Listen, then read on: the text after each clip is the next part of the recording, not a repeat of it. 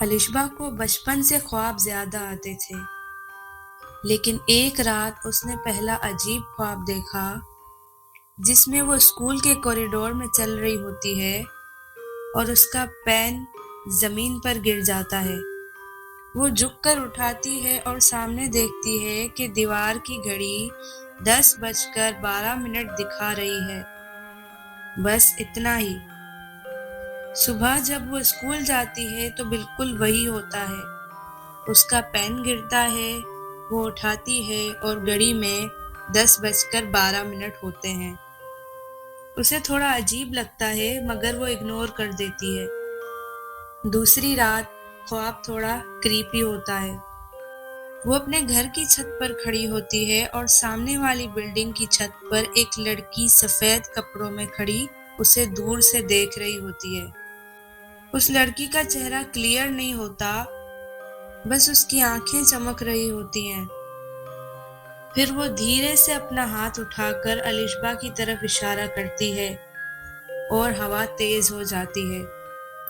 الشبا کی آنکھ کھل جاتی ہے۔ اگلے دن شام کو لائٹ چلی جاتی ہے اور گرمی کی وجہ سے الشبا چھت پر جاتی ہے۔ وہاں کھڑی ہوتی ہے کہ اچانک اس کی نظر سامنے والی بلڈنگ پر پڑتی ہے اور وہاں سچ میں ایک لڑکی ہوتی ہے، بالکل وہی سفید کپڑوں میں جو دھیرے سے ہاتھ اٹھا کر اس کی طرف اشارہ کرتی ہے۔ الشبا کا دل زور سے دھڑکتا ہے اور جب وہ پلک جھپکتی ہے تو وہ لڑکی غائب ہو جاتی ہے۔ تیسری رات خواب اور زیادہ ڈارک ہو جاتا ہے۔ اس دفعہ وہ اپنے کمرے میں ہوتی ہے اور الماری کے شیشے میں اپنا عکس دیکھتی ہے، لیکن عکس مسکراتا رہتا ہے جبکہ الشبا سیریس ہوتی ہے۔ پھر شیشے میں والی الشبا اپنی انگلی ہونٹوں پر رکھ کر چپ رہنے کا اشارہ کرتی ہے اور پیچھے دیوار پر لال رنگ سے لکھا ہوتا ہے، کل رات 3:17۔ الشبا چیخ کر اٹھ جاتی ہے۔ وہ پوری رات سوتی نہیں مگر اگلی رات کو بالکل 3:17 پر اس کی آنکھ خود بخود کھل جاتی ہے۔ کمرے کی گھڑی رک جاتی ہے اور شیشے پر لال رنگ کا کچھ بہہ رہا ہوتا ہے جو دھیرے دھیرے لفظ بناتا ہے، آج۔ الشبا ڈر کے مارے پیچھے ہٹتی ہے لیکن اس کا عکس شیشے میں رہ جاتا ہے، موو نہیں کرتا۔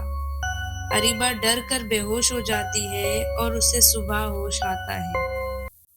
اب کیونکہ یہ دوسرے شہر اسٹڈی کے لیے آئی ہے اس لیے اکیلی رہتی ہے اور فیملی دور ہے تو یہ چاہ کر بھی اپنے گھر والوں کو کچھ نہیں بتا سکتی کہ وہ پریشان نہ ہو جائیں اور اسے واپس نہ بلا لیں۔ چوتھی رات سب سے خوفناک ہوتی ہے۔ خواب میں وہ اپنے ہی گھر میں چل رہی ہوتی ہے مگر گھر پرانا اور ویران ہوتا ہے، دیواریں ٹوٹی ہوئی اور ہر جگہ سناٹا۔ وہ ڈرائنگ روم میں جاتی ہے تو صوفہ پر کوئی بیٹھا ہوتا ہے، لیکن جب وہ قریب جاتی ہے تو دیکھتی ہے کہ وہ خود ہی ہے جو صوفہ پر بیٹھی ہوئی ہے، لیکن اس کی آنکھیں بالکل سیاہ یعنی بالکل کالی تھی اور چہرہ بے جان۔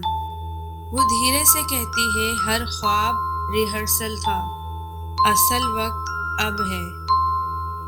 الشبا خواب میں ہی دیکھتی ہے کہ وہ اپنے بستر پر سو رہی ہے اور اس کا سیاہ آنکھوں والا ورژن اس کے اوپر جھک کر مسکراتا ہے۔ اتنے میں الشبا کی آنکھ کھل جاتی ہے اور وہ زور زور سے سانس لینے لگتی ہے۔ اسے لگتا ہے کہ اس دفعہ بس خواب تھا، مگر جب وہ شیشے کی طرف دیکھتی ہے تو وہاں بستر پر کوئی اور سو رہا ہوتا ہے اور کمرے میں کھڑی الشبا کی آنکھیں دھیرے دھیرے سیاہ ہونے لگتی ہیں۔ لیکن اس لمحے اسے ایک اور چیز محسوس ہوتی ہے، اس کا جسم ہلکا ہوتا جا رہا ہے اور جیسے وہ ہوا میں گھل رہی ہے۔ وہ نیچے دیکھتی ہے تو اس کے ہاتھ دھندلے پڑ چکے ہوتے ہیں۔ تب اسے سمجھ آتا ہے کہ جو بستر پر سو رہی ہے وہ اصل الشبا ہے اور جو کھڑی ہے وہ صرف ان خوابوں کا سایہ تھا جو ہر رات تھوڑا تھوڑا مضبوط ہوتا گیا۔ ہر خواب ایک دروازہ تھا جو دھیرے دھیرے کھل رہا تھا، اور آخری رات وہ دروازہ پورا کھل گیا۔ سیاہ آنکھوں والی الشبا دھیرے سے مسکرا کر شیشے کی طرف چلتی ہے اور اس میں سما جاتی ہے۔ گھڑی دوبارہ چل پڑتی ہے اور وقت نارمل ہو جاتا ہے۔ جب الشبا اٹھتی ہے تو اسے سب یاد ہوتا ہے، لیکن اس دفعہ شیشے میں اس کا عکس بالکل ٹھیک ہوتا ہے، صرف ایک فرق کے ساتھ۔ اس کی آنکھوں میں ایک پل کے لیے گہرا سیاہ رنگ ابھر کر غائب ہو جاتا ہے، جیسے کوئی اب بھی اندر کہیں زندہ ہو، انتظار میں اگلے خواب کے۔ تو یہ تھی ہماری آج کی کہانی۔ کیسی لگی کمنٹس میں لازمی بتائیے گا۔ اگر آپ دیکھنا چاہتے ہیں کہ اس اسٹوری میں آگے کیا ہوا تو ویڈنسڈے شارٹس لازمی دیکھیے گا۔ ویڈیو کو لائک اور شیئر کریں، چینل کو سبسکرائب کرنا نہ بھولیے گا۔ ملتے ہیں نیکسٹ ویک ایک اور ہارر اسٹوری کے ساتھ۔ تب تک کے لیے ٹیک کیئر، اللہ حافظ۔